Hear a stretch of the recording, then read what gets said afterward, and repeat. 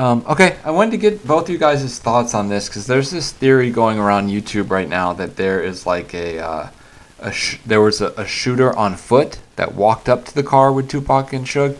I wanted to get both your thoughts on that and if you think there's any credibility there. Okay, I can tell you where that originally, the original source of that information. And so I don't think that any of it's credible because, again, we're going to go back and say, what did the eyewitnesses say happened? However, in this another, entry in Tim Brennan's search warrant alludes to this idea of a guy getting out of a car and walking up and talking shit and then starting to fire into the car. So none of the witnesses at the scene say this. All of the witnesses say the gunfire came from within the car, an arm came out of the car, and the shooting took place. And then you look at the trajectory of the bullets, the way it all happened, it's much more consistent with the firing from another vehicle from a little bit of a distance, and things are moving, and that's why it's kind of erratic gunfire. Now, if you're walking up to the car, you're going to be able to place your rounds in a much more concentrated shot pattern. So that's one thing that just, it doesn't match up to the idea of the actual ballistic evidence in the scene, the physical evidence. And then no witnesses say anything. And it would have been up higher, meaning a lot of the glass would be shot out and not bullet holes in the door. Yeah. Right, exactly. So that rumor started from somebody on the street. It's just hearsay information. They tell Brennan becomes aware of this hearsay information, and he includes it in his affidavit for his search warrant. But clearly, much of what gets written is sometimes erroneous because people are just repeating rumor and speculation. And that makes its way into police reports more often than it should. But there's no evidence to support a fifth guy. However, there's a little bit of a thing that I can see why somebody might believe that. So and maybe Reggie, you can comment on this. There is witness information saying that immediately after the shooting, within the chaos of that, when Suge's trying to get out of the kill zone and all of this is unfolding in the blink of an eye, really, they say that Frank Alexander, this is what I believe by one of the cops who's up in a parking lot, and from looking from afar sees somebody on the street. And we think that maybe Frank had quickly got out of the car to think he's going to go render aid or intervene. But of course, when Suge peels out, leaving Frank standing in the street, he has to jump back in the car he's in, and they begin to follow Suge.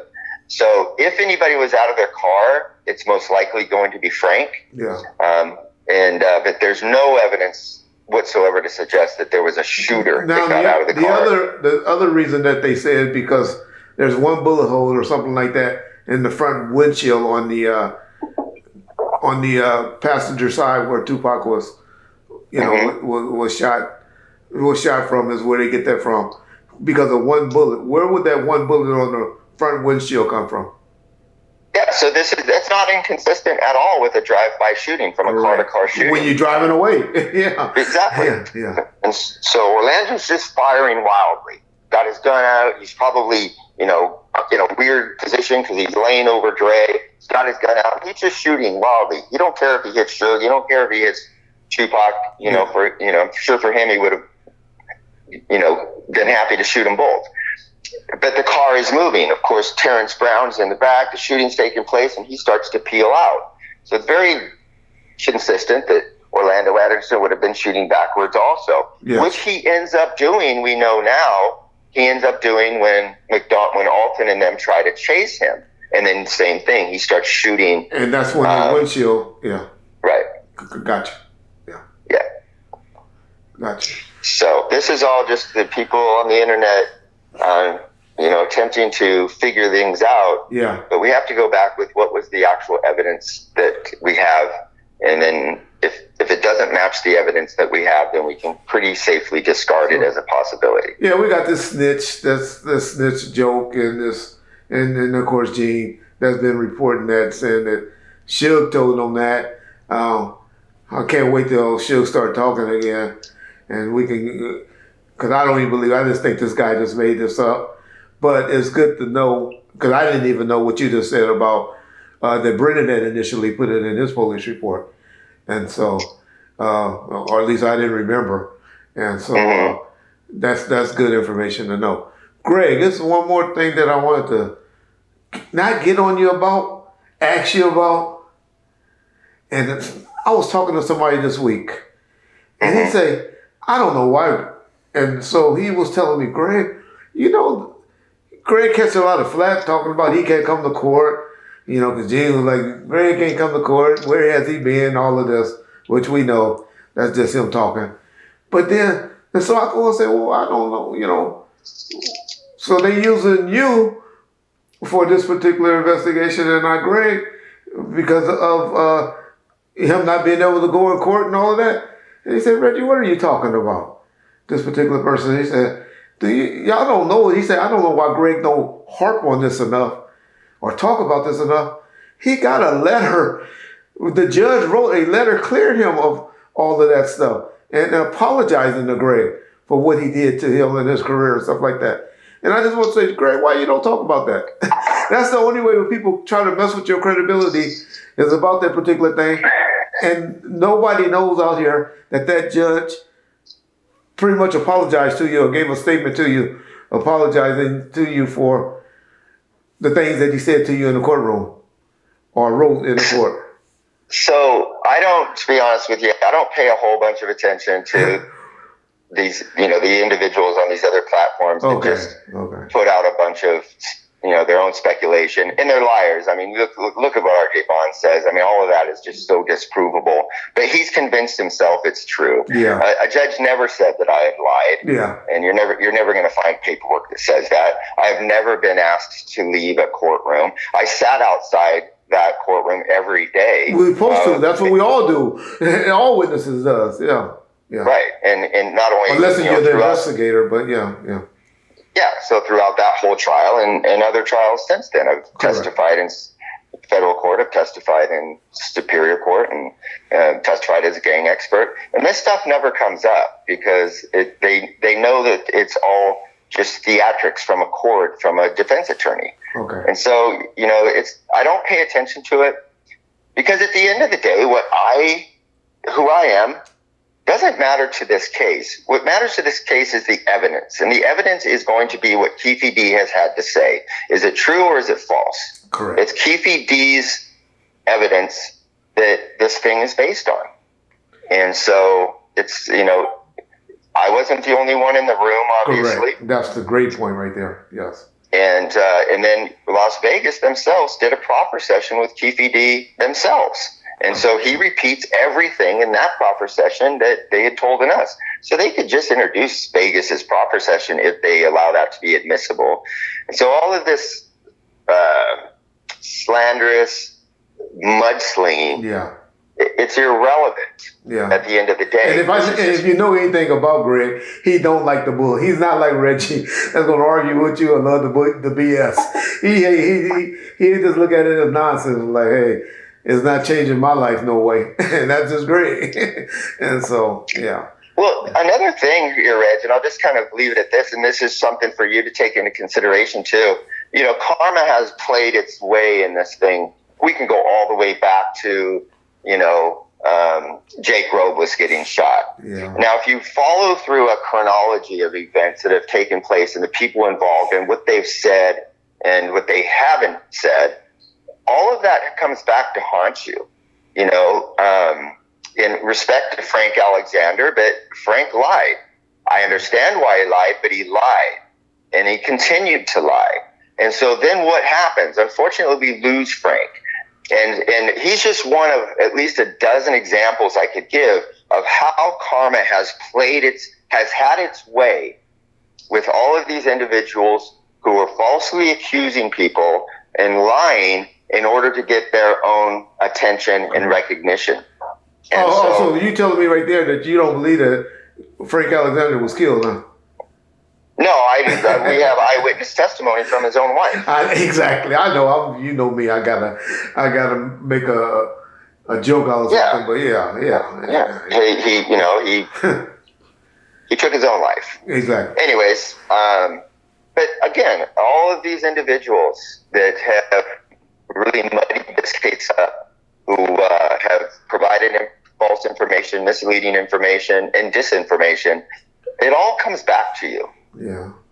And so it's so important just to, talk back. about what you know, Yeah. not about what you don't know. And when you start speculating and accusing people of things, there's going to be a price to pay for that. Yeah. The lie that you said that Frank talked about, are you talking about the lie that I had him tell, or are you just talking about other lies? Well, it started out with when he says that Tupac had gotten jumped and that they tried to steal his chain there. That's the lie that I had him tell. Yeah. Yes. But I understand that because at that time he's trying to give Tupac a self-defense because Tupac's still alive at that time. Correct. There's a chance he's going to get his bond revoked. Correct. And so they're trying to come up with a way of, hey, we got to figure out a way to keep Tupac out of trouble. They don't understand that. People talk about what they don't understand. That's what I was trying to do at the time. But yes. Mm-hmm. But you look at, and I have nothing against Packy, but look what had, things really spiraled down for him because he began to promote misinformation. Yeah. And that came back to have its consequences. Gotcha. And everybody else too. And don't forget your boy. Don't forget your friend, Russell Poole. Again, Russ. Yeah. Even though Russ, I don't call Russ a liar. I think Russ just was misguided or got one-sided. You know how you get tunnel vision? I really don't look at Russ as a liar. I don't either. I wouldn't say that. I think you can you fall so in love with your theory that you begin to just, you desperately try to defend it. And that's not what a good investigator ought to do. Correct. And things, and things really spiraled out of control for Russ. Yeah. And I agree with you. He's providing misinformation, which means he's providing information that's untrue, but he believes it's true. Yes, yes. It's not disinformation. Yes. Disinformation, obviously, is when you know it's not true and you promote it as truth. And so, but they both have their consequences. Correct. Especially when it comes to the point where you're falsely accusing people of doing things as serious as murder. As murder, correct. One more time, because I just got to throw it out there, because every chance I get you to talk about it, because I know this is one of the big things that people like to bring up. Just tell them again how y'all proved and what y'all proved when they always say Rafael Perez was at the scene kicking shells and doing this and doing that and moving. This, if you can just recap that whole story right quick.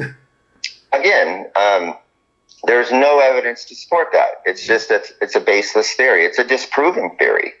Perez was not there. All of this was Rafael Perez. There was a Perez apparently, but it wasn't Rafael. Right. There's probably 50 Perez's on the LAPD. Correct. At least. And so this Perez that was there, his full name is known. His serial number's in the crime scene log, and he was there providing, perimeter security when the 911 came out. So, nothing's hidden there. It's all there for everyone to see. Wow. But I know. It's just that the nutcrack, money hungry men that's trying to do anything to that they can to benefit off of this situation keeps throwing out this stuff, and I just like to combat it, and that's all we was doing.